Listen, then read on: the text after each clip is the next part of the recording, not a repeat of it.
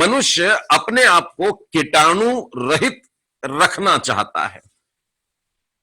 काश कि हम लोग इतना ध्यान से अपने आत्मा के बारे में सोचते तो आज ये दुनिया कुछ और होती। मेरे भीतर कोई कीड़ा ना लगा हो, वो एक वायरस है जो आंखों से दिखता भी नहीं है और उसके लिए हम लोग इतने परेशान हो रहे हैं। लेकिन आज जिस व्याकुलता की बात चल रही है, ये प्रभु यीशु ने अपने 11 चेलों से कहा था। मैं एक बार फिर से आप लोगों को याद दिला दूं कि 13, 14, 15, 16, 17, 18 ये जो अध्याय हैं, ये मात्र एक दिन का यानी 24 घंटे का हाल है। और पिछले अध्याय में हमने देखा कि रात को भोजन करने के लिए जब बैठ रहे थे, शाम हो चुकी थी, सनसेट के बाद का समय, और उस समय यीशु ने शिष्यों के पांवों को धोया था। और उसके बाद हमने देखा कि यीशु ने कहा तुम में से एक पकड़वाएगा, और तुम में से एक पकड़वाएगा बोलने के बाद रोटी तोड़ करके यहूदा के हाथ में देता है और यहूदा से कहता है तू जो करना चाहता है जल्दी से कर। बाइबल कहती है वो वहां से उठ करके चला गया। यहूदा इस्करियोती वहां से चला गया और उसके बाद का जो कॉन्वर्सेशन है वो अभी है। प्रभु यीशु ने अपने उस पकड़वाने वाले के जाने के बाद में ये वाली बातें कही हैं। बड़े ध्यान से सुनिएगा। कुछ बातें थी जो यहूदा इस्करियोती के बैठे हुए हुई, लेकिन अब यहूदा इस्करियोती चला गया है। आखिरी के 24 घंटे प्रभु यीशु अपने चेलों को सबसे महत्वपूर्ण बातों से भर देना चाहते हैं। और यहूदा के चले जाने के बाद में प्रभु यीशु ने बातें शुरू की और उसी के अंतर्गत अब वो कह रहे हैं कि तुम्हारा मन व्याकुल ना हो। तो ये 11 लोग व्याकुल थे। ये 11 लोग कोई परेशानी को लेकर के थे। ये 11 लोगों के पास में कुछ प्रश्न थे जिसके उत्तर उनको मालूम नहीं। ये 11 लोग चिंता में हैं कि प्रभु यीशु आज अचानक कुछ बहकी बहकी बातें करने लग गए हैं। ये सारे 11 के 11 मन में दुखी हैं, परेशान हैं, व्याकुल हैं, और इसीलिए यीशु ने इनसे कहा तुम्हारा मन व्याकुल ना हो। अब एग्जैक्टली किस लिए कहा, यह जानने के लिए हमको कुछ पद ऊपर जाना चाहिए। तो 13वें अध्याय के जो नीचे वाला भाग है उस पर नजर डालते हैं। 31वें वचन में लिखा हुआ है, जब यहूदा इस्करियोती बाहर चला गया तो यीशु ने कहा, यानी यहूदा के जाने के बाद अब ये कॉन्वर्सेशन शुरू हो रहा है और प्रभु यीशु अभी कुछ और बातें बताएंगे जिससे उनकी व्याकुलता बढ़ जाएगी। व्याकुल तो पहले भी हुए थे, मालूम है किस लिए? उनके पांव धो रहे थे। अरे मेरे पांव धो रहे हैं, नहीं ना प्रभु जी ऐसा मत करिए। तो प्रभु जी ने उसका भी उत्तर दिया। पतरस बोलता है पूरा नहला दे, यीशु ने उसका भी उत्तर दिया। उसके बाद स्वर्ग राज्य की एक बहुत बड़ी बात को उन्होंने बताया और उसके बाद ये वाक्य कहा कि तुम में से एक मेरे को पकड़वाएगा। प्रभु यीशु अपने जीवन के अगले 24 घंटे में क्या होने जा रहा है बहुत अच्छे से जानते थे, बहुत बारीकी से जानते थे। ये 11 लोगों का क्या रिस्पॉन्स रहेगा ये अच्छे से जानते थे। अभी अगले 24 घंटे में मुझे किस रीति से चुम्मा लेकर के पकड़वा दिया जाएगा वो जानते थे। कैसे मैं मदद मांगूंगा लेकिन ये सोते रहेंगे जानते थे। प्रभु यीशु को मालूम था कि ये मेरी किस कदर पिटाई करेंगे, किस कदर मेरे बालों को नोचेंगे, किस कदर मेरे आंखों को ढांप देंगे और घूंसे मारेंगे और पूछेंगे कि बता तुझको किसने मारा। वे उसके सर पर कांटों का ताज दबा करके गुंधा देंगे। बिल्कुल ये मालूम था। उसको किस रीति से क्रूस उठाने के लिए कहेंगे और मारते मारते उसे पहाड़ पर ले जाने के लिए कहेंगे और उस टेकड़ी पर किस निर्दयता से उसके शरीर में कीलों को ठोकने वाले, ये सारा अगले 24 घंटे में होने वाली बातें हैं और यीशु जानते हैं। इसका मतलब अगर किसी को व्याकुल होना था तो वो प्रभु यीशु को व्याकुल होना था। लेकिन प्रभु यीशु इस समय में भी देखिए कितना प्रेम करते हैं। प्रभु यीशु का जो प्यार है ना, वो ऐसा हम लोगों की तरह वाला प्यार नहीं है। हम लोग प्रेम कब करते हैं मालूम है ना? जब सब कुछ अच्छा चलता है। जब किसी के साथ में हमारे संबंध बिगड़ जाते हैं तो हमारे प्रेम का जो पारा है वो नीचे आ जाता है। चाहे वो बच्चे हो, मम्मा पापा हो, पति पत्नी हो, कोई भी हो, जब तक रिश्ता अच्छा चल रहा है तब तक हमारा प्रेम बना रहता है। लेकिन रिश्ते में जरा सी कड़वाहट आ गई, खटाई आ गई, तो हम लोग एक दूसरे के साथ में प्रेम करना भूल जाते हैं। लेकिन ये अगापे है, ये परमेश्वर का अद्भुत प्रेम है और ये वो प्रेम है जो उसने हमसे उस समय किया जबकि हम पापी ही थे।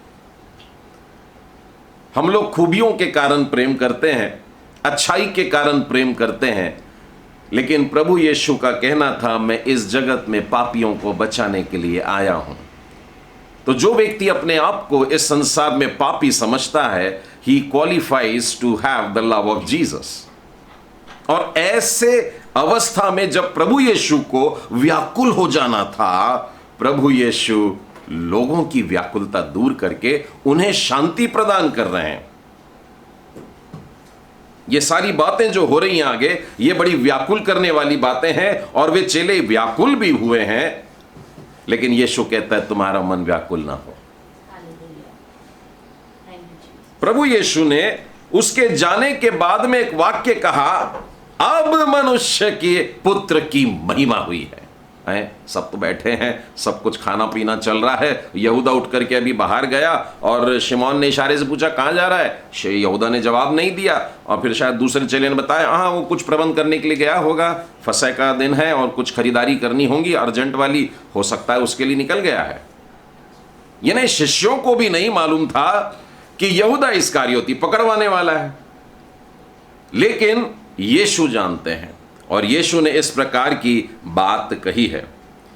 अब उसके बाद में देखिए वो क्या कहते हैं। 33वां वचन पढ़िएगा, ये एक और व्याकुल करने वाला कराने वाला वचन है। हे बालकों, मैं और थोड़ी देर तुम्हारे पास हूं। बस अभी थोड़ी देर के लिए, यानी प्रभु यीशु तो टाइम भी जानते हैं, कितने घंटे, कितने मिनट और कितने सेकंड तुम्हारे साथ में हो। तो थोड़ी देर मैं तुम्हारे पास में हूं, फिर तुम मुझको ढूंढोगे।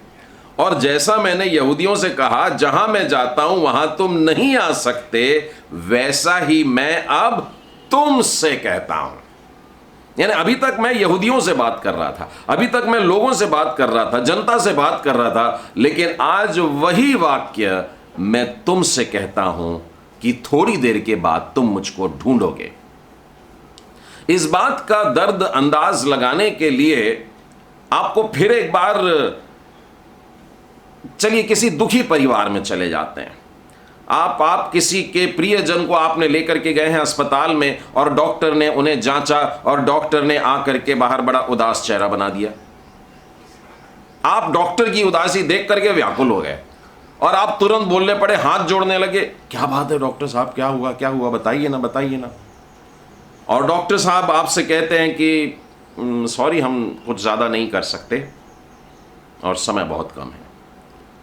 बस इतना ही कह दिया। डॉक्टर ने कह दिया कि अपने रिश्तेदारों को बुला लो। यानी अलग अलग शब्दों में वो उस बात को बता रहे हैं कि आपका जो ये प्रिय व्यक्ति है अभी थोड़ी देर के लिए आपके साथ में। प्रभु यीशु ने कहा मैं थोड़ी देर तुम्हारे साथ में हूं। सब कुछ अच्छा चल रहा है, सब कुछ व्यवस्थित चल रहा है और फसह का पर्व है, फेस्टिवल टाइम है, ऐसा लगता है मजा ही मजा आएगा अभी तो। लेकिन प्रभु यीशु कह रहे हैं मैं बस थोड़ी देर तुम्हारे बीच में हूं। जिन शब्दों में प्रभु यीशु यहूदियों को डांटा करते, समझाया करते, गंभीर बातों को बताते, आज यीशु अपने 11 चेलों से बोल रहे हैं कि कल तक मैं जो बातें यहूदियों से कहा करता था आज तुम लोगों से बोल रहा हूं। तुम मुझको ढूंढोगे और नहीं पाओगे, थोड़ी देर तुम्हारे बीच में हूं। अब बढ़ गई उनकी व्याकुलता। उसके बाद में देखिए क्या होता है, यीशु मसीह उनको बोलता है, मैं अब तुमको एक नई आज्ञा देता हूं।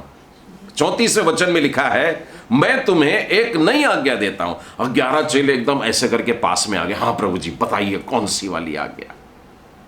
यूं तो प्रभु यीशु की बताई हुई सारी बातों को वे लोग जानते थे और उनका पालन करने का प्रयत्न भी करते थे, लेकिन अब प्रभु यीशु ने जब कहा कि मैं तुम्हें नई वाली आज्ञा देता हूं, और उसके बाद बोलते हैं एक दूसरे से प्रेम करो।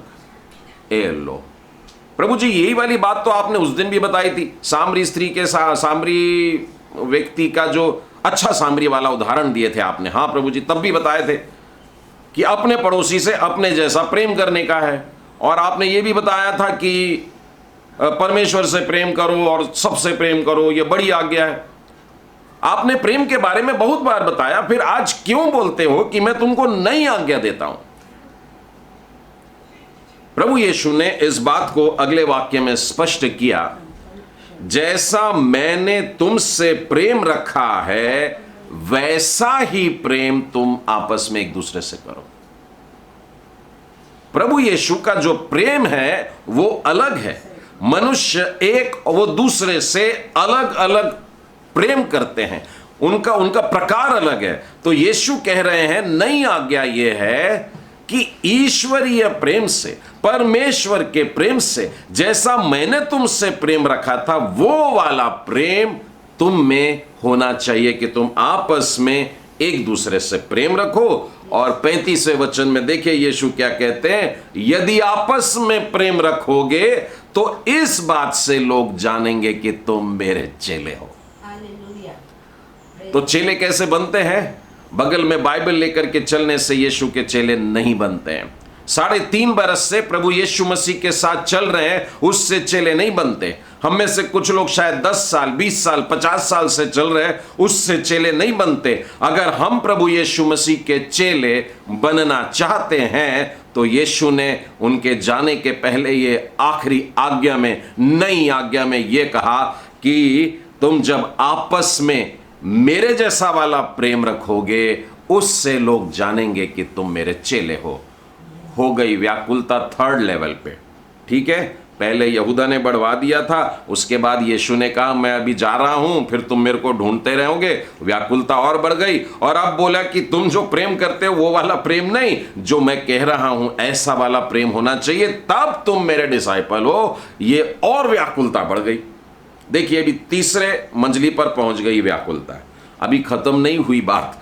पतरस देखिए क्या बोलता है। शमौन पतरस ने यीशु से कहा, हे प्रभु तू कहां जाता है? इस व्याकुलता का जो प्रभु जी उत्तर दे रहे हैं ना कि तुम्हारा मन व्याकुल ना हो, ये शिष्यों के अलग अलग प्रश्नों की व्याकुलता है, जिसमें से पहला प्रश्न ये वाला है। ठीक है, आज हम 14वां अध्याय जो देखेंगे, हम देखेंगे कि उसके चेलों को कैसी कैसी व्याकुलता है। उसमें से पहली व्याकुलता यह है कि शिमोन पतरस ने पूछा, हे प्रभु तू कहां जाता है? यीशु ने उत्तर दिया, जहां मैं जाता हूं वहां तो अभी मेरे पीछे नहीं आ सकता, परंतु इसके बाद मेरे पीछे आएगा। शमौन ने इस बात को एकदम शारीरिक रूप में लिया और प्रभु यीशु इस बात को एक आत्मिक बात कह करके बोलना चाह रहे थे। उन्होंने सीधा सीधा उत्तर नहीं दिया कि मैं कहां जा रहा हूं। पतरस ने पूछा था, प्रभु जी कहां जा रहे हो आप? लेकिन यीशु ने केवल यह कहा कि जहां मैं जा रहा हूं वहां तू अभी मेरे पीछे नहीं आ सकता, लेकिन अब बाद में आएगा। तो बीच में एक ऐसा समय होने वाला है जब तू मेरे मार्ग पर नहीं चल रहा होगा। और यह वाक्य सुन करके देखिए शमौन कैसा तंग गया है बिल्कुल, और कहता है, हे प्रभु अभी मैं तेरे पीछे क्यों नहीं आ सकता? यह शमौन के प्रेम को दर्शाता है। मैं और आप भी कभी कभी प्रभु जी के लिए बहुत कुछ करना चाहते हैं, और मान लीजिए प्रभु जी ने बोला नहीं तू मेरे साथ में नहीं आ रहा है, अरे प्रभु जी आप कैसी बात कर रहे हैं, मैं आपके साथ चलने को तैयार हूं, ऐसे कैसे बोल सकते हो आप कि अभी मैं आपके पीछे नहीं आ सकता। शिमोन कह रहा था मैं अभी भी तैयार हूं, मैं आपके लिए सब कुछ करने को तैयार हूं। और उसके आगे का वाक्य है मैं तो तेरे लिए अपना प्राण भी दे दूंगा। यानी मनुष्य देखिए सबसे ज्यादा अगर प्रेम करता है तो उसके प्रेम की डिग्री हाईएस्ट लेवल की जो होती है वो कहां दिखाई देती है? 10,000, 20,000, 50,000? ना, सोना चांदी हीरे मोती नहीं, परंतु जब कोई किसी के लिए अपने प्राण दे देता है, यह है सबसे ऊंचा प्रेम। जब आप किसी से प्रेम करते हैं तो उसके लिए जान देने को तैयार हो जाते हैं। और शिमोन वास्तव में कह रहा है कि प्रभु जी मैं तुझसे बेइंतहा प्रेम करता हूं, बहुत ज्यादा प्रेम करता हूं, मेरे प्रेम की कोई लिमिट नहीं प्रभु जी, मैं आपके लिए मरने को तैयार हूं। शिमोन झूठ नहीं बोल रहा था। जब मौका आया तो शिमोन भी प्रभु जी के लिए बलिदान हुआ, उसे भी मार डाला गया। यीशु के नाम के कारण शिमोन पतरस भी मार डाला गया और उसने उस मृत्यु को सहा अपने इस बात के ही कारण कि हां प्रभु मैं तेरे लिए अपने प्राण देने को तैयार हूं। तो गलती कहां हो रही है? गलती यहां हो रही है कि मनुष्य प्रत्येक बात को केवल शारीरिक दृष्टिकोण से लेता है। देखिए हमारी व्याकुलता का मुख्य कारण ना सारी बातों को शारीरिक रूप से लेने में होता है। अभी आज हम 14वां अध्याय जो मनन करेंगे उसमें आपके मन में त्रिएकत्व पर भी अगर कोई प्रश्न होगा तो बड़े आसानी से सॉल्व हो जाएगा। मैंने देखा है चर्च में आधे से अधिक लोग पिता, पुत्र और पवित्र आत्मा इन बातों को समझने में मतलब गड़बड़ी कर जाते हैं, व्याकुल रहते हैं। ये स्पिरिचुअल व्याकुलता है कि चर्च जा रहे हैं, बाइबल पढ़ रहे हैं, सब कुछ ये वो सब मालूम है, उत्पत्ति प्रकाशित वाक्य प्रार्थना करते, बीमारों के लिए करते, लेकिन जब खुद के मन में सोचते हैं तो वे परेशान हो जाते हैं, व्याकुल हो जाते हैं कि मैं क्या कर रहा हूं। और ये मैंने तब एहसास किया जब कुछ दिन पहले हम लोगों ने प्रभु की सिखाई प्रार्थना के समय में मैंने आप लोगों से कहा, यीशु ने कहा कि पिता से प्रार्थना करो। आज हम उस प्रश्न को भी इस अध्याय में हल कर लेंगे। शिमोन ने बड़े सीना ठोक करके कहा कि प्रभु जी आप क्यों बोल रहे हैं कि मैं अभी आपके साथ में नहीं आ सकता, मैं आऊंगा और तेरे साथ में मरने को भी तैयार हूं। तो इस बात को समझिए कि शिमोन वास्तव में प्रेम करता था और वो प्रेम में बना रहा, लेकिन उसे अंदाज नहीं था कि अगले ही क्षण क्या होने वाला है, कुछ 1, 2, 3 घंटे में क्या होने वाला है उसको नहीं मालूम था। और वो शरीर से अभी इस रीति से तैयार नहीं हुआ था। देखिए पवित्र आत्मा अभी तक आया नहीं है, शिमोन का डरपोकपना अभी तक उसके अंदर से निकला नहीं है। आज वो शरीर में होकर के बड़े बड़े प्रोमिसेस कर रहा है, ये फेलियर है। जब तक कि पवित्र आत्मा तुम्हें नहीं मिलेगा तब तक तुम सामर्थ नहीं पाओगे। प्रभु यीशु चाहते हैं कि हम लोगों का, डिसाइपल्स का जीवन आत्मिक जीवन हो, हमारी बातें आत्मिक बातें हो, हमारी सोच आत्मिक सोच हो, हमारे भजन आत्मिक भजन हो, हमारी प्रार्थना और दुआएं आत्मिक हो।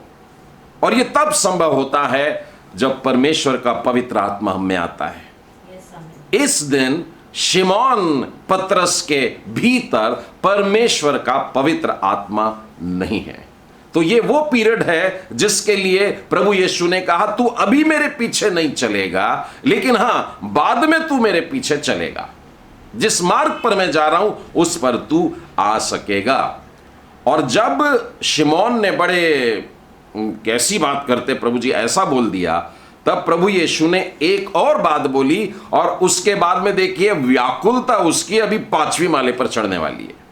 यीशु ने उत्तर दिया, क्या तू मेरे लिए अपना प्राण देगा? मैं तुझसे सच सच कहता हूं कि मुर्गा बांग नहीं देगा जब तक तू 3 बार मेरा इनकार नहीं कर लेगा। यानी ये रात का समय चल रहा है और थोड़ी ही देर में अभी सुबह होने वाली है, और जब सुबह होगी तो मुर्गा बांग देगा, और वो मुर्गा बांग दे इससे पहले तू 1 नहीं 2 नहीं परंतु 3 बार मेरा इनकार कर देगा। प्रभु यीशु मेरे और आपके जीवन के अगले पल की सारी बातें जानते हैं। मेरे और आपके जीवन में 24 घंटे में हम क्या करने वाले वो भी जानते हैं। हमारे प्रभु जी से कुछ भी छुपा नहीं है। और जब प्रभु यीशु ने हमें बता दिया कि तू ठुकराने वाला है, तू मुझको बुरा बोलने वाला है, तू शपथ खाने वाला है कि मैं यीशु को नहीं जानता, ये बातें सुनकर शिमोन की व्याकुलता और बढ़ गई। बाकी सब लोग तो सोचते थे शिमोन पतरस यीशु के सबसे पास चलता है, सबसे ज्यादा यही प्रेम करता है, अगर यही इनकार कर रहा है तो हमारी क्या हालत। वे भी व्याकुल हो गए। यानी आज रात का जो दृश्य चल रहा है ये उसके 11 चेलों के अत्यंत व्याकुलता का समय चल रहा है। और इस व्याकुलता के क्लाइमैक्स में सबसे ऊंचाई पर जो परेशानी थी, उस समय प्रभु यीशु के मुंह से एक बड़ा शांतिदायक वचन निकलता है, तुम्हारा मन व्याकुल ना हो। मेरे प्रियो, आप लोगों से कहता हूं, क्या आप अपने जीवन में किसी प्रकार की व्याकुलता से चल रहे हैं? संभव है आपने अपनी समस्या को मात्र शारीरिक दृष्टिकोण से देखा है। आपने देखा आज मेरे पास में क्या नहीं, आपने देखा है आज मैं क्या नहीं कर सकता, आज आप देख रहे हैं कि मैं कर सकता हूं और लोग मेरे लिए ऐसा कहते हैं कि मैं नहीं कर सकता। ये सारी शारीरिक बातें। क्यों ना पवित्र आत्मा के भरे जा करके फिर हम एक नई रीति से सोचना शुरू करें। प्रभु यीशु ने कहा है, पौलुस ने कहा है, दाऊद के जीवन से देखते हैं, एलिशा के जीवन से देखते हैं, greater is he that is in me than he that is in the world. सारे संसार को देखोगे तो व्याकुल होगे, लेकिन एक अकेले प्रभु यीशु को देखोगे तुम्हारा मन व्याकुल नहीं होगा। हालेलुया। समस्याएं बहुत है, पहाड़ बहुत है, लेकिन उस पहाड़ के ऊपर प्रभु यीशु है। उस यीशु की तरफ नजर डालने वाले का जहर उतर जाता है, बाइबल बताती है। वो क्रूस जो है, वो चमचमाता हुआ क्रूस जो है, उसकी तरफ जितनों ने देखा वे सब बच गए, उनकी व्याकुलता दूर हुई। गिनती की पुस्तक से बता रहा हूं कि वो लोग जिनको जहरीले सांपों ने डसा था, तड़प रहे थे, मर रहे थे, लेकिन जिसने केवल उस चमकते हुए पीतल के टुकड़े को देख लिया, उसके शरीर का सारा जहर उतर गया, उसी समय वो अच्छा हो गया। ये व्याकुलता जो है ये हमें मारती है। हम लोगों के साथ में डॉक्टर्स भी जुड़े हुए हैं। आप पूछ सकते हैं, मैं एक बार ऐसी ही चर्चा कर रहा था, जनरल डिस्कशन चल रहा था, तो अलग अलग बीमारियों से लोग मरते हैं, लेकिन उनमें भी जो मरने वालों की संख्या इन दिनों में चल रही है, वो ग्राफ मन की व्याकुलता के कारण, हार्ट अटैक। मैंने सुना है ये हार्ट अटैक केवल बड़े लोगों की बीमारी हुआ करती थी, यानी 60-70 ऐसे उम्र वालों के, या ऐसा भयानक झटका जब 50 की उम्र के बाद में लग जाए, अचानक बहुत ज्यादा दुख या बहुत ज्यादा खुशी। लेकिन अभी के स्टैटिस्टिक्स आप पढ़ेंगे तो हैरान रह जाएंगे कि हार्ट अटैक सिर्फ मिडिल एजेड लोगों को ही नहीं, परंतु जवानों को और अब बच्चों में दिखने लगा है। यानी व्याकुलता अब इन दिनों में एक भयानक रूप ले रहा है। अंग्रेजी में हार्ट शब्द आया है यहां पर, let not your hearts be troubled. तो हार्ट अटैक से मरने की जरूरत नहीं है, हार्ट अटैक लेकर के निराश होकर के गड्ढे में जाने की जरूरत नहीं है। प्रभु यीशु का यह शांतिदायक वचन सुनिए, उन्होंने कहा है, तुम्हारा मन व्याकुल ना हो। आगे वाक्य में लिखा है, परमेश्वर पर विश्वास रखो और मुझ पर भी विश्वास रखो। इसका क्या मतलब है? परमेश्वर पर विश्वास रखो, यहां तक की बात सबकी समझ में आ गई, क्योंकि यहूदी लोग परमेश्वर पर, परमेश्वर यहोवा परमेश्वर पर विश्वास करते हैं, उस समय भी करते थे। लेकिन अब प्रभु यीशु ने एक वाक्य जोड़ा है, और मुझ पर भी विश्वास रखो। ये वाला वाक्य अगर हमको समझ में आ जाए तो बहुत सारी बातें सरल हो जाएगी। क्या यहूदी लोग गलत कर रहे थे? आगे पढ़ेंगे तो समझ में आ जाएगा। आज हम देख रहे हैं कि हमारे सामने कोई व्यक्ति खड़ा है और वो पुराने नियम व्यवस्था की सारी बातों के बढ़कर के एक वाक्य बोल रहा है। यानी अब तक तुमने व्यवस्था से सीखा कि परमेश्वर पर विश्वास रखना है, और आज मैं तुम्हारी व्याकुलता को दूर करने के लिए एक और बात कहता हूं, मुझ पर भी विश्वास रखो। परमेश्वर पिता से विश्वास हटाने को नहीं बोला, यहोवा परमेश्वर पर विश्वास मत करो ऐसा नहीं बोला, लेकिन उसने कहा है मुझ पर भी विश्वास रखो।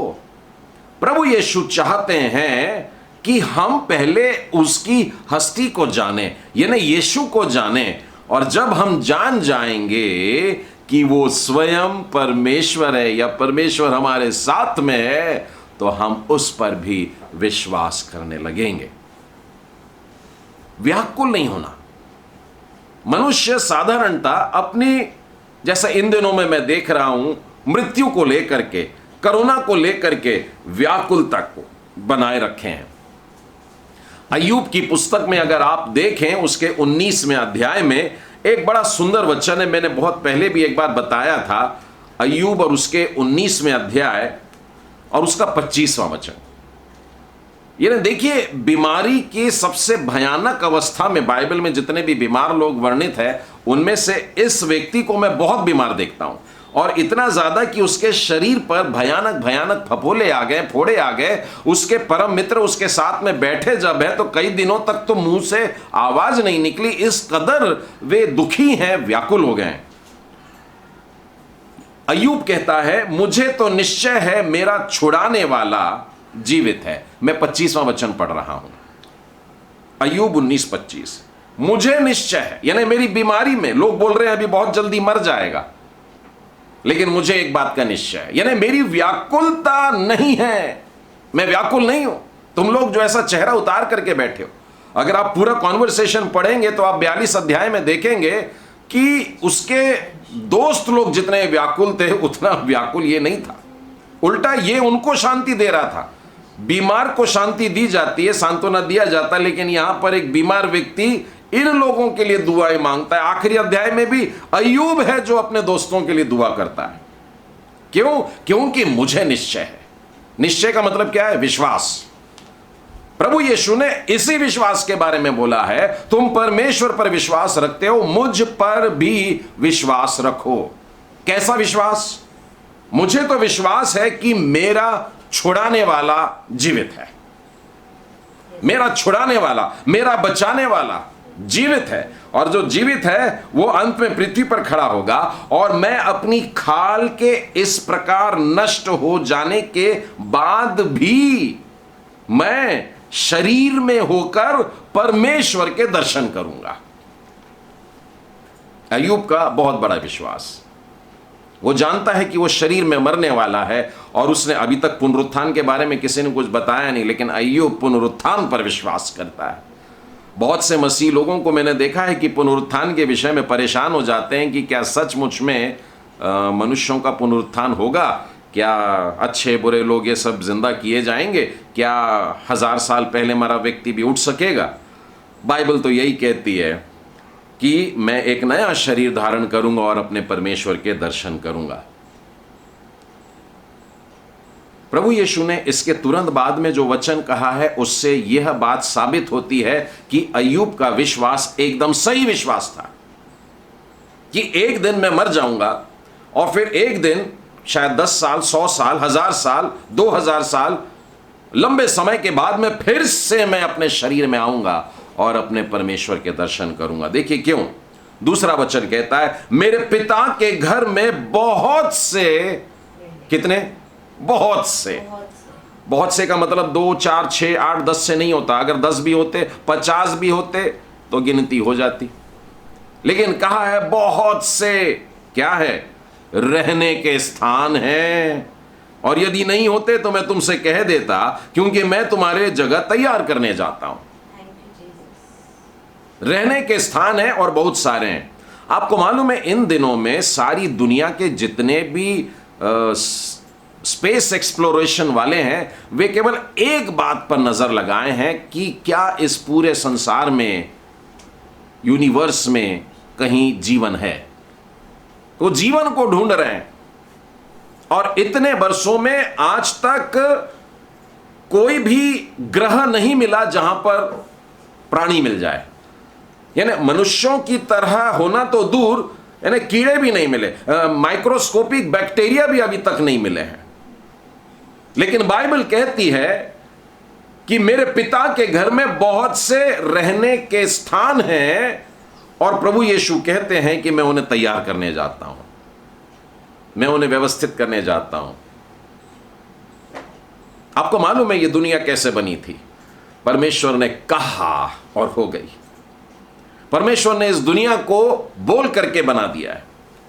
और ये कितनी अद्भुत बात है कि हमारा प्रभु यीशु सांसारिक तौर का जो टाइम चलता है, घड़ी चलती है, उसके हिसाब से अब 2000 साल हो गए हैं, प्रभु यीशु हमारे लिए जगह तैयार कर रहे हैं। ये वो जगह है जिसमें हम लोगों को जाकर के रहना है। और यदि मैं जाकर तुम्हारे लिए जगह तैयार करूं तो फिर आकर तुम्हें अपने यहां ले जाऊंगा कि जहां मैं रहूं वहां तुम भी रहो। प्रभु यीशु ने यह अपने पुनरुत्थान के पहले बोले गए वाक्य कहे हैं। प्रभु यीशु को मालूम था कि मैं बलिदान होने वाला हूं। प्रभु यीशु को मालूम था तीसरे दिन मैं मृतकों में से जी उठने वाला हूं। उन्होंने कई बार इसकी भविष्यवाणियां करके बताई, और यहां पर अब वो बता रहे हैं कि मैं उसके बाद में उठा लिया जाऊंगा और उसके बाद में वहां जाकर सारी जगह को तैयार करूंगा और वहां से एक दिन लौट करके आऊंगा, और लौट करके जब आऊंगा तो तुमको अपने साथ में लेकर के जाऊंगा। क्यों? क्योंकि जहां पर मैं रहता हूं वहां पर तुम रहो। फिलिपियों का पहला अध्याय और 23वां वचन, फिलिपियों 1:23, मैं दोनों के बीच में अधर में लटका हूं। दोनों के बीच में मतलब कौन दोनों? उसके लिए ऊपर पढ़ना पड़ेगा, पर आप लोगों को मालूम है, अगले वचन में समझ जाएगा। मैं दोनों के बीच में अधर में लटका हूं, जी तो चाहता है कूच करके मसीह के पास जा रहूं, क्योंकि यह बहुत अच्छा है। देखिए, यह विश्वास है। पौलुस व्याकुल नहीं होता था। पौलुस के ऊपर बेंतें बरसाई गई, पौलुस के ऊपर कोड़े मारे गए, पौलुस के ऊपर पथरवा किया गया, पौलुस को ऊंचाई से फेंक दिया गया, पौलुस को जेल खाने में डाला गया, पौलुस को बंदी बनाकर के समंदर के तूफानी रास्ते से ले जाया गया। बहुत सारी बातें जो इंसान को व्याकुल करनी चाहिए। आप उस घटना को याद करिए, जब वे जहाज में जा रहे थे, वहां का कैप्टन व्याकुल था, वहां के मल्लाह व्याकुल थे, वहां के जितने व्यापारी थे वो व्याकुल थे, वहां पर जो दरोगा था वो व्याकुल था। पूरे जहाज पर एक था जो व्याकुल नहीं था। वो व्याकुल न होने का यही कारण है कि तुम परमेश्वर पर विश्वास रखते हो, मुझ पर भी विश्वास रखो। यदि आज हमने इस भेद को समझ लिया तो आज के हमारे पहले प्रश्न का उत्तर हमको मिल गया। पौलुस ने जान लिया था कि प्रभु यीशु ने मेरे लिए जगह तैयार किया है और मुझको वहां जाना है, और वो चाहता है कि मैं अब भी यानी बिल्कुल अभी दौड़ लगा लूं और चले जाऊं, क्योंकि ये बहुत अच्छा दिखता है मुझको। ये निश्चय है। तो ये हुआ पहले प्रश्न का उत्तर। चलिए हम लोग दूसरे प्रश्न की तरफ बढ़ेंगे। आज हम कोशिश करेंगे कि 4 प्रश्नों को इस अध्याय में देखें और उसके उत्तर मिले। मैं थोड़ा सा तेज चलने की कोशिश करता हूं। 5वें वचन में लिखा है, थोमा ने उससे कहा, हे प्रभु, हम नहीं जानते कि तू कहां जा रहा है। क्यों बोला उसने? क्योंकि 4थे वचन में यीशु ने यह कहा था कि जहां मैं जाता हूं तुम वहां का मार्ग जानते हो। प्रभु यीशु को कॉन्फिडेंस है कि तुम तो जानते हो। लेकिन जब उन्होंने ऐसी निर्भरता बताई तो थोमा व्याकुल हो गया। पहले शिमोन पतरस को देखा था, वो व्याकुल था। हालांकि 11 के 11 व्याकुल है, लेकिन एक एक जन हिम्मत करके बोले अब की बार तू पूछ लेना, अब की बार तू पूछ लेना करके अभी थोमा को आगे किए हैं। तो प्रभु यीशु कह रहे हैं कि जहां मैं जाता हूं तुम वहां का मार्ग जानते हो। थोमा उत्तर देता है व्याकुलता से कि हे प्रभु, हम नहीं जानते कि तू कहां जा रहा है, तो मार्ग कैसे जाने? हमको मालूम ही नहीं कि आप कहां जा रहे हैं। प्रभु यीशु ने तो कह दिया कि तुम तो जानते हो, लेकिन चेलों का कहना है कि प्रभु जी हम नहीं जानते, तो मार्ग कैसे जानेंगे? यीशु ने उससे कहा, ये वाला वचन सारी दुनिया में सबको याद है, नहीं क्या? हाँ, मिलकर के बोलेंगे, यूहन्ना 14:6। यीशु ने कहा, मार्ग और सत्य और जीवन मैं ही हूं, बिना मेरे द्वारा कोई पिता के पास नहीं पहुंच सकता। ठीक है, तो अब आप समझ गए कि परमेश्वर के पास जा रहे हैं। प्रभु यीशु जो है वो हमको भी परमेश्वर पिता से मिलवाना चाहते, बिना मेरे द्वारा कोई पिता के पास नहीं पहुंच सकता।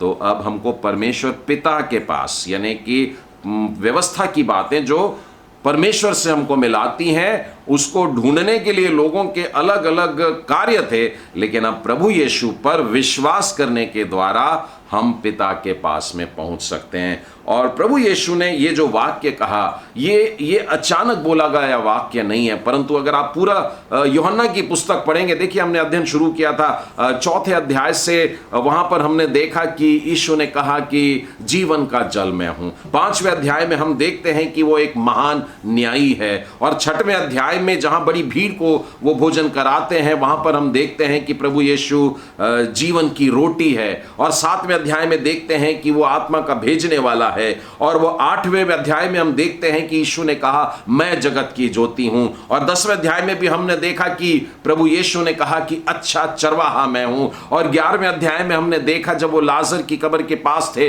यीशु ने कहा पुनरुत्थान और जीवन मैं ही हूं। और अब 14वें अध्याय में हम देख रहे हैं कि यीशु कह रहे हैं मार्ग मैं हूं।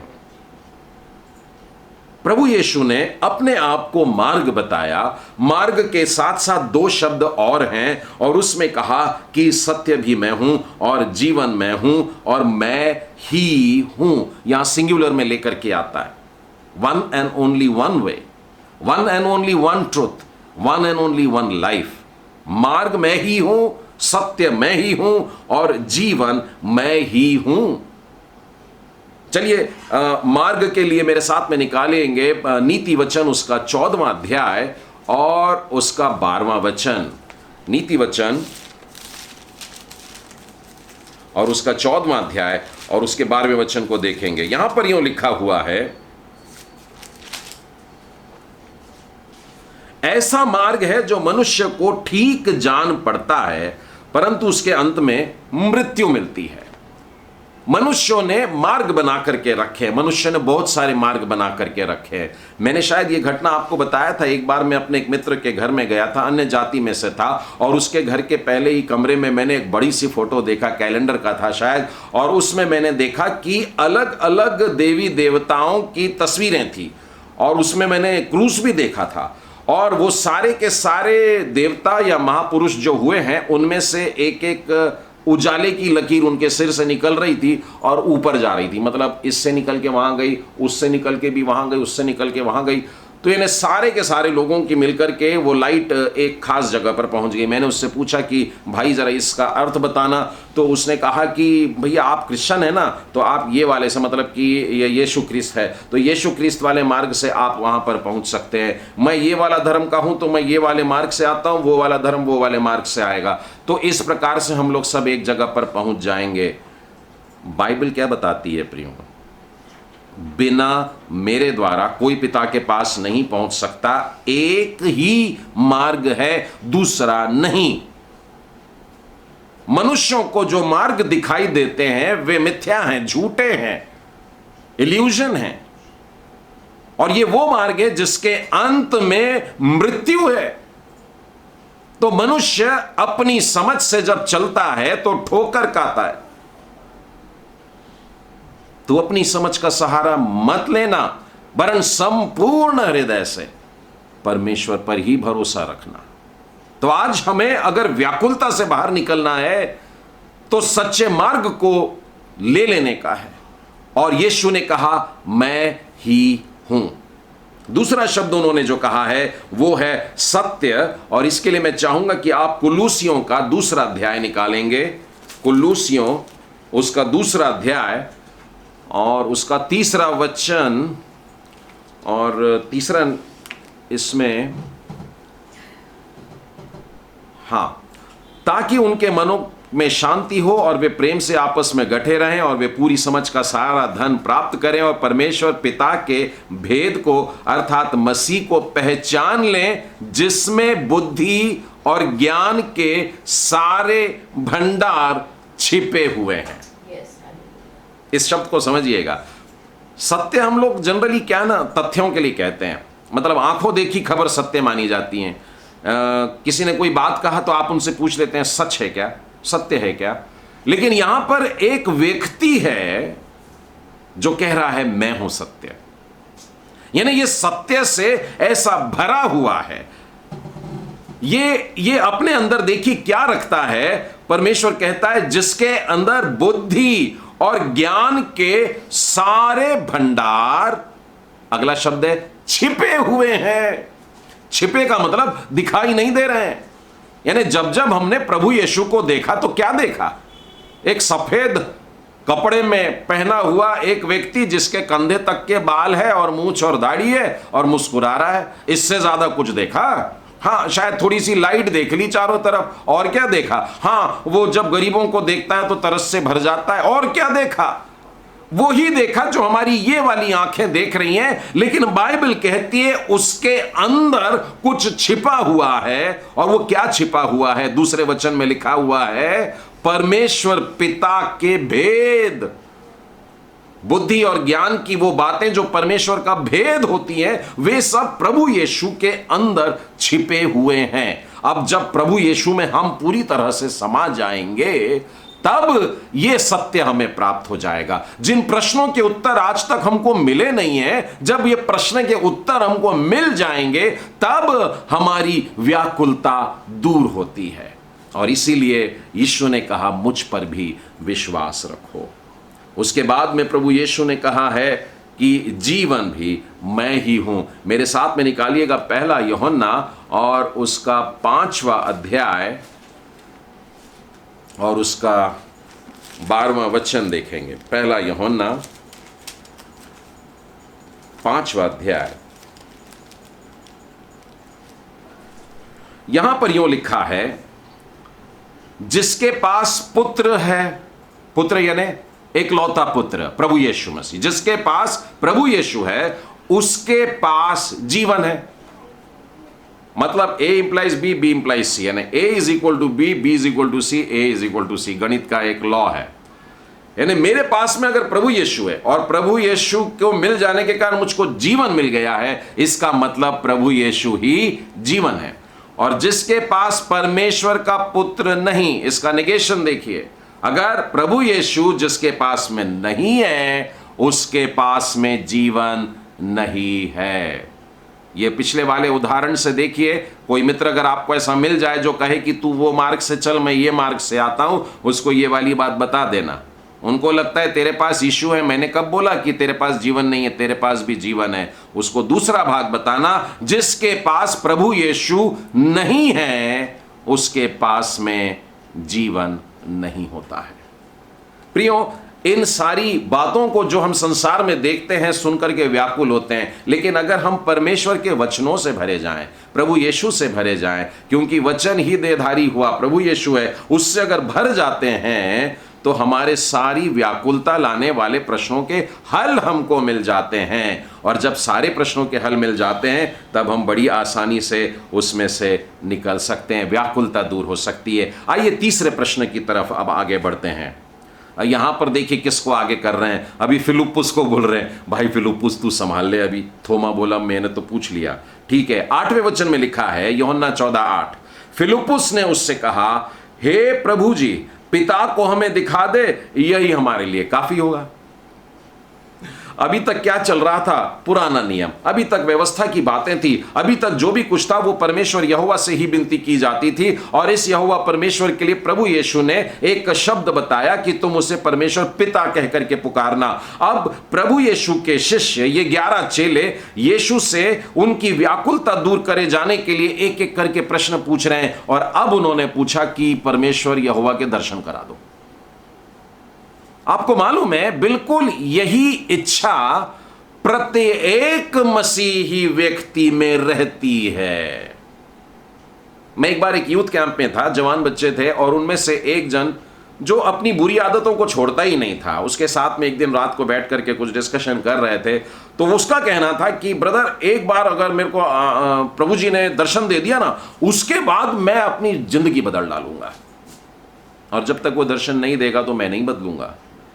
इंसानों के अंदर एक बड़ी भूख है, एक बड़ी प्यास है कि एक बार तो भी परमेश्वर के दर्शन मेरे को अगर हो जाते हैं तो फिर मेरा जीवन संभल जाएगा, संवर जाएगा। मैं आपको मत्ती रचित सुसमाचार में से एक बताता हूं। मत्ती 16:16 में अगर आप देखें तो चेलों ने तो पहचान लिया था वो कौन है। मत्ती 16:16 में यीशु ने पूछा, तुम्हारे हिसाब से मैं कौन हूं? और पतरस ने उसको जवाब दिया था, मत्ती 16:16, शमौन पतरस ने उत्तर दिया, तू जीवते परमेश्वर का पुत्र मसीह है। प्रभु यीशु को सब जानते हैं, लेकिन फिर भी उसके बाद भी देखने की इच्छा जो हुई, इसका मतलब यीशु को पूरी तरह से नहीं जानते हैं। देखिए, जिस के अंदर परमेश्वर पिता के दर्शन करने की इच्छा है, उनको यीशु के सामने आकर के खड़े हो जाना चाहिए, क्योंकि यीशु ही परमेश्वर पिता का 100% स्वरूप है। मैं वचन के द्वारा भी इसी बात को बताऊंगा। एक और व्यक्ति जो मुझे दिखाई देता है, जो लालायित है परमेश्वर के दर्शन करने के लिए, वो है मूसा। निर्गमन की पुस्तक उसके 33वें अध्याय के 18वें वचन में लिखा है, प्रभु जी, मैं तुझे देखना चाहता हूं, मैं तेरी महिमा को देखना चाहता हूं। और हम जानते हैं कि परमेश्वर ने उसके सामने जो दर्शन दिया था, बड़े अलग तरीके से दिया, और तू मेरे चेहरे को तो नहीं देख पाएगा, परंतु मेरी पीठ को अवश्य देख लेगा। तो देखने की इच्छा, ये बात की जो फिलिप्पुस ने कहा कि हे प्रभु जी, तू पिता से हम लोगों को मिला दे। और प्रभु यीशु उसके उत्तर में क्या कहते हैं, देखिए, हे फिलिप्पुस, मैं इतने दिन तुम्हारे साथ हूं और क्या तू मुझे नहीं जानता? ये वाक्य को समझिए। प्रश्न क्या था? परमेश्वर पिता से मिला, और यीशु ने बोला, मैं तो तुम्हारे साथ हूं। बाइबल में बहुत सारे प्रश्नों के उत्तर दिए गए हैं, लेकिन बड़ी आसानी से हम लोग पकड़ नहीं पाते हैं। यानी बड़े मन लगाकर 2 बार, 4 बार, 10 बार जब पढ़ेंगे तो ये सारी बातें क्लियर हो जाएंगी। प्रभु यीशु ने कहा, मैं तो तुम्हारे साथ ही हूं, तू क्यों पूछता है कि मुझे पिता के दर्शन करा दे? देखिए, यीशु ने उससे कहा, हे फिलिप्पुस, मैं इतने दिन से तुम्हारे साथ हूं और क्या तू मुझे नहीं जानता? जिसने मुझे देखा है उसने पिता को देखा है।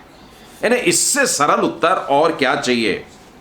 प्रभु यीशु के जीवन में मैं परमेश्वर को पूरा पूरा देखता हूं।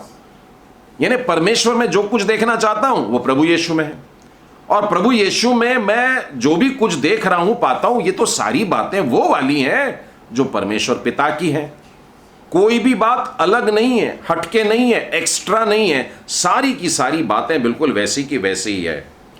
यूहन्ना के पहले अध्याय में देखिए, यहां पर लिखा है कि परमेश्वर को किसी ने नहीं देखा। यूहन्ना का पहला अध्याय निकालिएगा और उसके 18वें वचन में लिखा है, यूहन्ना 1:18, परमेश्वर को किसी ने कभी भी नहीं देखा। पर रुको, वाक्य पूरा नहीं हुआ। एकलौता पुत्र जो उसकी गोद में है, उसी ने उसे प्रकट किया है। यानी परमेश्वर से पहचान करना चाहते हो, परमेश्वर को जानना चाहते हो, परमेश्वर से अगर मिलना चाहते हो, तो हम किसके पास में आएंगे? प्रभु यीशु के पास में आएंगे। केवल वो ही है जो वास्तव में प्रभु जी को प्रकट करता है। हमने कुलूसियों 2 निकाला था, आप कुलूसियों 1 में फिर से आइएगा, और यहां पर आपको कुलूसियों का पहला अध्याय और उसके 15वें वचन में देखिए, यहां पर लिखा हुआ है, वह यानी कि प्रभु यीशु अदृश्य परमेश्वर का प्रतिरूप और सारी सृष्टि में पहलोठा। बहुत क्लियर लिखा है। यानी इनविजिबल गॉड को, जो गॉड दिखता नहीं है, उस परमेश्वर को जो अदृश्य है, अगर देखना है, उसकी इमेज को देखना है, उसके प्रतिरूप को देखने का है, तो प्रभु यीशु में देख लो, और कहीं नहीं। प्रभु यीशु में हमको परमेश्वर दिख जाता है। उसी रीति से हम कुलूसियों के पहले अध्याय को देखे थे, कुलूसियों के दूसरे अध्याय में भी है, कुलूसियों 2:9 में देखिए क्या लिखा है, क्योंकि प्रभु यीशु में परमेश्वर की सारी परिपूर्णता सदैव वास करती है। यानी 100% God the father is seen in 100% Jesus. पर केवल इसीलिए कि परमेश्वर मानव रूप धर के आया, यानी नश्वर बन करके आया, इसीलिए यीशु ने एक जगह यह भी कहा है कि परमेश्वर पिता मुझसे बड़े हैं। परंतु दोनों भी इस रीति से एक ही हैं कि अगर अदृश्य परमेश्वर को देखना है तो प्रभु यीशु में देखो। क्यों? क्योंकि उसी में परमेश्वर पिता की सारी परिपूर्णता सदैव वास करती है। एक और वचन देख लेंगे इब्रानियों की पुस्तक और उसके पहले अध्याय में, और उसके दूसरे और तीसरे वचन में देखिए, हिब्रू चैप्टर 1, 2 और 3। इन अंतिम दिनों में हमसे पुत्र के द्वारा बातें करता है, जिसे उसने सारी वस्तुओं का वारिस ठहराया, उसी के द्वारा उसने सारी सृष्टि की रचना की। वह उसकी महिमा का प्रकाश और उसके तत्व की छाप है, और सब वस्तुओं को अपनी सामर्थ्य के वचन से संभालता है। वह कौन? जो पापों को धोकर ऊंचे स्थानों पर महिमा के दाहिने हाथ पे जा बैठा है। प्रभु यीशु के विषय में परमेश्वर पिता की यह गवाही है। परमेश्वर पिता और परमेश्वर पुत्र, मैंने आरंभ में भी कहा था कि ये डाउट्स जिनके मन में, वो जान लें कि आपने यीशु को देखा है तो वास्तव में परमेश्वर को देखा है। लिखा है, जिसने मुझे देखा है उसने पिता को देखा है। फिर हे फिलिप्पुस, तू क्यों कहता है कि पिता को हमें दिखा दे? मैंने 9वां वचन पढ़ा है अभी। तूने मुझे देख लिया, तूने पिता को देख लिया है। क्या तू विश्वास नहीं करता कि मैं पिता में हूं और पिता मुझ में है? ये जो बातें मैं तुमसे कहता हूं अपनी ओर से नहीं कहता, परंतु पिता मुझ में रह करके अपने काम को करता है। मेरा विश्वास करो कि मैं पिता में हूं और पिता मुझ में है, नहीं तो कामों ही के कारण मेरा विश्वास करो। कामों ही के कारण। जितनी बातें तुम लोग मेरे साथ में रह करके मुझको देखते आ रहे हो, इन्हीं बातों का अगर तुम विश्वास कर लोगे, 12वें वचन में, मैं तुमसे सच सच कहता हूं, जो मुझ पर विश्वास रखता है ये काम जो मैं करता हूं वो भी करेगा, वरन इनसे भी बड़े काम करेगा, क्योंकि मैं पिता के पास जाता हूं। आगे है, जो कुछ तुम मेरे नाम से मांगोगे वही मैं करूंगा, कि पुत्र के द्वारा पिता की महिमा हो। 14वां वचन भी ध्यान से सुनिएगा, यदि तुम मुझसे और मेरे नाम से कुछ मांगोगे तो मैं उसे करूंगा। अभी तक हम लोग पिता से मांगते आ रहे हैं प्रभु यीशु मसीह के नाम से, लेकिन यहां पर लिखा है, यदि तुम मुझसे, if you ask I am in my name I will give. अर्थात प्रभु यीशु बताना चाह रहे हैं कि मैं और मेरे पिता एकदम वन पीस हैं, यानी होमोजीनस हैं, एकदम एक ही हैं। और तुम उससे मांग रहे हो, मुझसे मांग रहे हो, ये एक बात है। और तुम मेरे नाम से मांगो और मैं उस बात को करता हूं। हम इस बात को ध्यान में रखें प्रियो, कि प्रभु यीशु मसीह ये वही परमेश्वर है जो पुराने नियम का परमेश्वर है। मुझको बच्चों को ये बातें क्लियर करने के लिए मेहनत लगती है, क्योंकि बच्चों को ये सिखा दिया गया है कि पुराना नियम परमेश्वर का है और नया नियम प्रभु यीशु मसीह का है। और प्रेरितों के काम से पवित्र आत्मा का समय, यीशु भी चले गए। यानी 3 अलग अलग काल की बात बच्चों को बता दी गई है। लेकिन बाइबल में आदम और हव्वा प्रभु यीशु से बात किया करते थे। जब कोई बच्चा ऐसा बोल देता ना तो सॉरी आदम और हव्वा परमेश्वर से बात करते थे, ऐसा चेंज कर देते हैं, तो मुझे बड़ा दुख होता है। आप लोग भी अपने बच्चों को इस बात को सिखाइए कि वास्तव में आदम और हव्वा से रोज मिलने प्रभु यीशु आया करता था। नोहा से जो जहाज बनाने की बात कही थी वो भी कौन कर रहा था? वो प्रभु यीशु कर रहे थे। आप अगर उसके बाद में अब्राहम का जीवन देखते हैं, अब्राहम के जीवन में भी उसको बड़ी बड़ी बातें जो कही गई, बड़े बड़े प्रॉमिसेस जो दिए गए, वो किसने दिए? वो स्वयं प्रभु यीशु ने दिए। उसके बाद मूसा था, और ये सारी बातें जो मैंने आपको 4 उदाहरण बताए ना, आदम, नोहा, अब्राहम और मूसा, आपको जान के ताज्जुब होगा कि बाइबल में लिखा है कि ये वही हैं जिन्होंने प्रभु यीशु से बातें की। मैं उसमें से एक उदाहरण आपको बताता हूं, इसी यूहन्ना में ही है। यूहन्ना का 8वां अध्याय निकालें, 8वें अध्याय के 56वें वचन को देखें।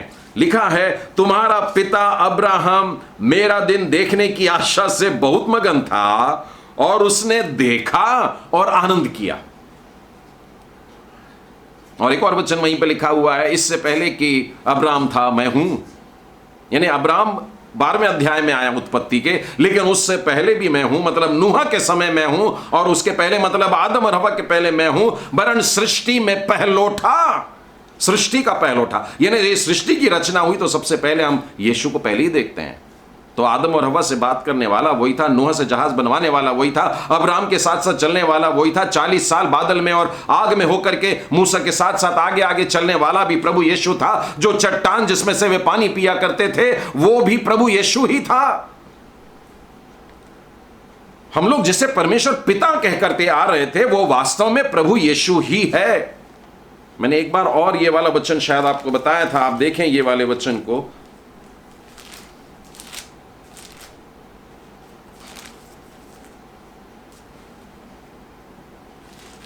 चौथा अध्याय और 10वें वचन में, जहां पर यूं लिखा है कि जो चट्टान उनके साथ साथ चल रही थी, पहला कुरिन्थी उसका 10वां अध्याय और उसका 4था वचन,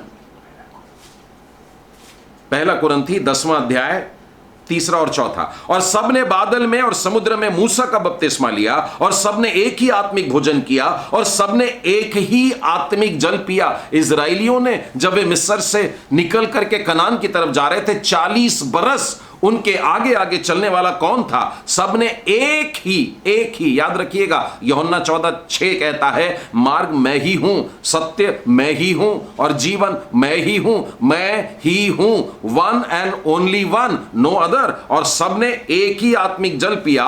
चौथा वचन कहता है, क्योंकि वे उस आत्मिक चट्टान से पीते थे जो उनके साथ साथ चलती थी, और वो चट्टान मसीह था। तो प्रियो, कंफ्यूजन न रखना कि परमेश्वर अलग, प्रभु यीशु मसीह अलग, पवित्र आत्मा अलग।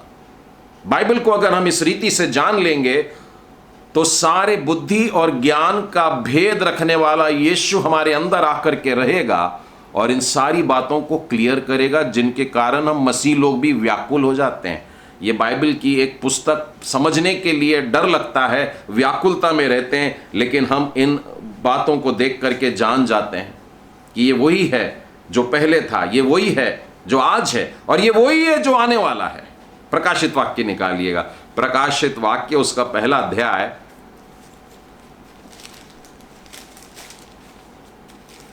और उसके 8वें वचन में देखिए, यहां पर मैं देखता हूं, प्रभु परमेश्वर जो है और जो था और जो आने वाला है, जो सर्वशक्तिमान है, यह कहता है, मैं ही अल्फा और मैं ही ओमेगा हूं, शुरुआत में भी मैं और आखिर में भी मैं, और मैं ही सर्वशक्तिमान हूं। और यदि आप अब्राम के विषय में 17वें अध्याय के पहले वचन को देखेंगे, वहां पर भी बिल्कुल यही वाक्य कह करके बता रहा है कि मैं अल शद्दाई हूं, मैं ही हूं, मैं सर्वशक्तिमान हूं, I am the almighty God. Genesis का परमेश्वर, प्रकाशित वाक्य का परमेश्वर। यानी आप परमेश्वर को पूरी बाइबल में देखते हैं, प्रभु यीशु मसीह को पूरी बाइबल में देखते हैं, और पवित्र आत्मा को पूरी बाइबल में देखते हैं। उत्पत्ति 1:1-2 से लेकर तो प्रकाशित वाक्य में ये 3 अलग अलग काल नहीं हैं जो 3 अलग अलग राजाओं ने राज किए हैं, परंतु ये एक ही है, एक ही परमेश्वर, एक ही मार्ग और एक ही जीवन। और इसीलिए जब फिलिप्पुस ने कहा पिता को हमें दिखा दे, तो प्रभु यीशु ने कहा तूने मुझे देख लिया है, इतना काफ़ी है, तूने पिता को भी देख लिया है। और उसके बाद आइए हम चौथे प्रश्न की तरफ भी आगे चलते हैं।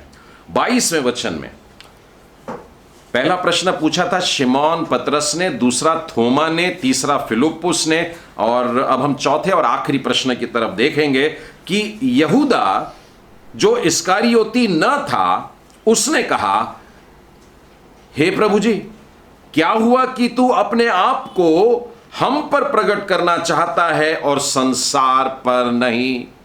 ऐसी कौन सी बात हो गई जो हम में आपने देख लिए और आपने संसार को नहीं देना चाहा? तो चौथी व्याकुलता लेकर के आए। हमको तो लग रहा था अब सब कुछ सबको मिलने वाला है, अब आप कह रहे हैं कि कुछ बात ऐसी है जो तुम्हारे लिए है और वो मेरा प्रकट होना है। प्रभु यीशु तो उनके साथ 3.5 बरस चल रहे थे, उनके साथ में उठना बैठना खाना पीना सब हो रहा था। प्रभु यीशु के जीवन को बड़े करीब से देखे थे, लेकिन यीशु का कहना था तुमने अभी भी मुझको उस रूप में नहीं देखा। तभी तो पूछते हो कि पिता से मिलवा दे।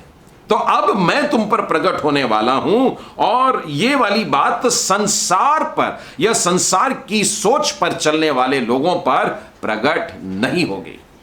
तो प्रियो, बाइबल हम कैसे पकड़ते हैं? यदि हमने बाइबल को डिसाइपल बन करके पकड़ा है, यीशु के 11 शिष्यों की मनस्थिति देखिए। अगर इस व्याकुलता को लेकर के चलते हैं कि प्रभु जी हमें प्यास है तुझको देखने की, मुझे और कुछ भी ना चाहिए, यदि ये भूख ये वाली प्यास लेकर के आज हम चलें, तो प्रभु यीशु हमसे कहता है ठीक है, मैं अपने आप को तुझ पर प्रकट करता हूं। तो एक आत्मिक प्यास होनी चाहिए और उस आत्मिक प्यास के कारण परमेश्वर अपने आप को प्रकट करता है जो संसार पर प्रकट नहीं करता है। तो हम अपनी प्यास को सांसारिक सोच के आधार पर न रखें, परंतु आत्मिक प्यास को लेकर चले, दिल से मन से परमेश्वर के चाहने वाले बने। तो उसका जो प्रश्न था उसके उत्तर में अब देखिए प्रभु यीशु 23वें वचन के आगे क्या कहते हैं। यीशु ने उसको उत्तर दिया, यदि कोई मुझसे प्रेम रखेगा तो मेरे वचन को मानेगा और मेरा पिता उससे प्रेम रखेगा और हम उसके पास आएंगे और उसके साथ वास करेंगे। जो मुझसे प्रेम नहीं रखता वह मेरे वचन को नहीं मानता और जो वचन तुम सुन चुके वह मेरा नहीं वरन पिता का जिसने मुझे भेजा है। प्रभु यीशु ने इन शिष्यों पर अपने आप को प्रकट करना क्यों चाहा?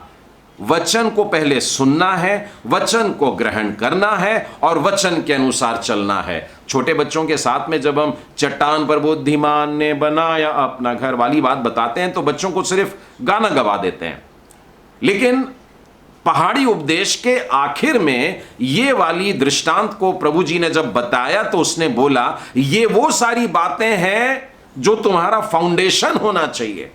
तुम अपने मकान को चट्टान पर बनाना, क्योंकि समंदर की लहरें उठेंगी और तूफान आएगा और तेज हवाएं चलेगी और तुम्हारे घर से टकराएगी, तुम्हारे विश्वास को हिलाने की कोशिश करेगी, झंझोड़ने की कोशिश करेगी, गिराने की कोशिश करेगी। उस दिन अगर अटल बने रहना चाहते हो तो वचन को ग्रहण करो और वचन के ऊपर अटल बने रहो।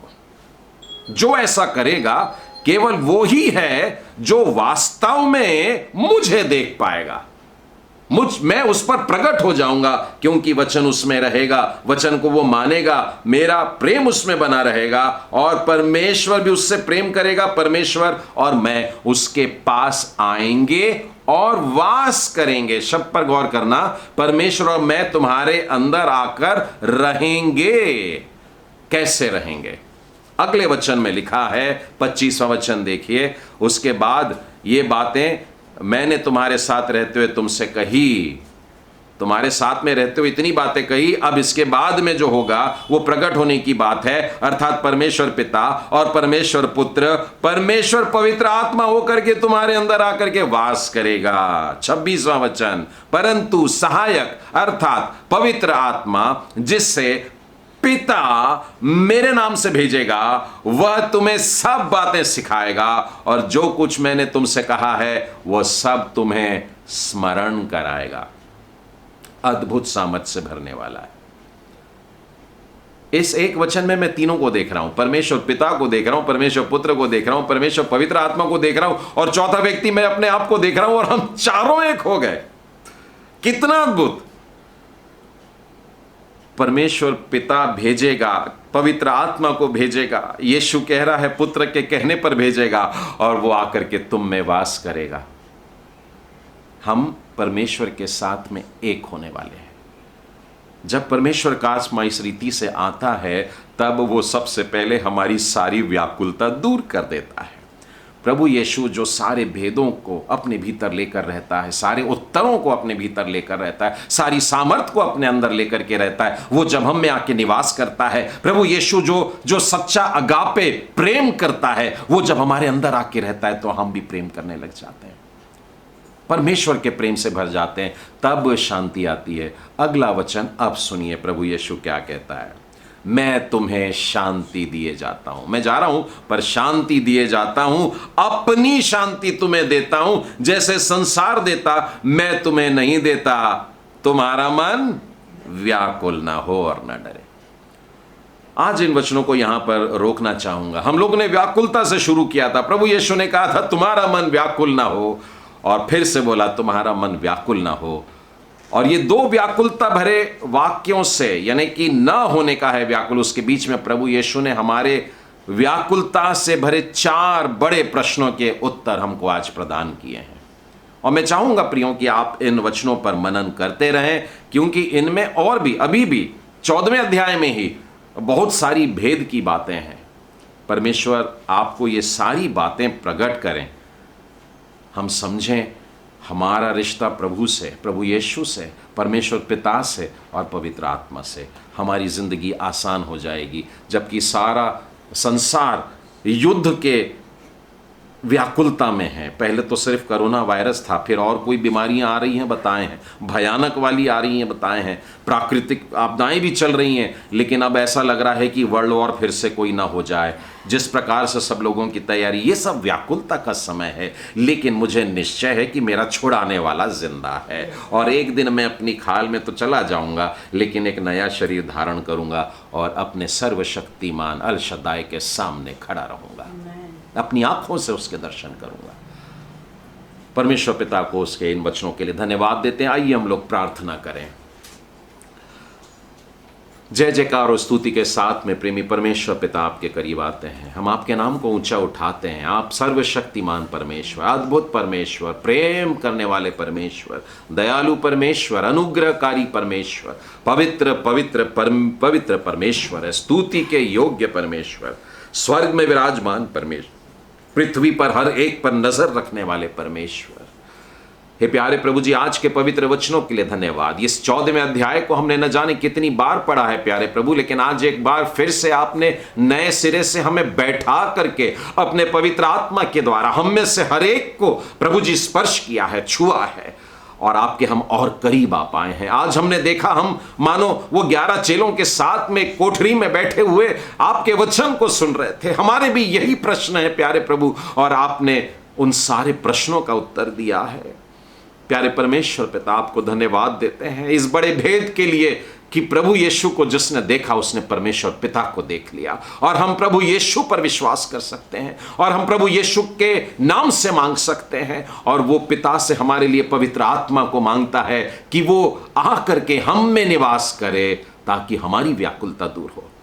प्रभु जी, हमारी व्याकुलता दूर करने के लिए धन्यवाद, और हमारे द्वारा दूसरे परेशान, दुखी, बीमार, व्याकुल, चिंता में पड़े ऐसे सारे लोगों को छुटकारा देने के लिए प्रभु जी हमें भेजिए। आपके वचन ने बहुत स्पष्ट कहा है कि जैसे काम मैंने किया वैसे ही नहीं, परंतु मुझसे बढ़ करके भी काम तुम करने वाले हो। हे प्यारे प्रभु जी, इस आशीष के लिए धन्यवाद। हम आपके शांतिदायक वचनों को और आपकी शांति को, ये वो शांति है जो संसार दे नहीं सकता, परंतु केवल प्रभु यीशु ही दे सकता है। वो ही है, अकेला वो ही है और कोई दूसरा नहीं, क्योंकि बिना प्रभु यीशु के द्वारा हम पिता के पास में नहीं पहुंच सकते। हे प्यारे परमेश्वर पिता, आज के सुबह में, इस रविवारी आराधना में हम सबको स्पर्श करने के लिए हम बहुत धन्यवाद देते हैं। अपनी पवित्र आत्मा से हमें भरिए प्यारे प्रभु, दोगुनी और चौगुनी सामर्थ से भरिए प्यारे परमेश्वर पिता, और नए नए भेद की बातों को हम पर प्रकट करिए प्यारे प्रभु जी, कि इन बचे हुए दिनों में, जबकि आपका आगमन बहुत करीब है, हम आप में पाए जाएं और आप हम में पाए जाएं। हे प्यारे प्रभु जी, आज जितने भी लोग इस आराधना में जुड़े हैं, प्यारे प्रभु जी हर एक को ब्लेस करिए। प्यारे परमेश्वर, जितनों के प्रियजन बीमार हैं, आप अपने चंगाई भरे हाथ को रखिए। जितने लोग आज व्याकुल हैं, प्यारे प्रभु जी हमारे द्वारा आपका शांतिदायक वचन उन तक पहुंचे और उनकी व्याकुलता दूर हो जाए। हे प्यारे प्रभु जी, आज आपने मुझसे और मेरे इन प्रिय भाई बहनों से बातें की, इसके लिए धन्यवाद देते हैं। सारा आदर और सारी महिमा और सारा गौरव आपको देते हुए हम इस प्रार्थना को अपने उद्धारकर्ता प्रभु यीशु मसीह के नाम में मांगते हैं। सुनो ग्रहण कर, आमीन।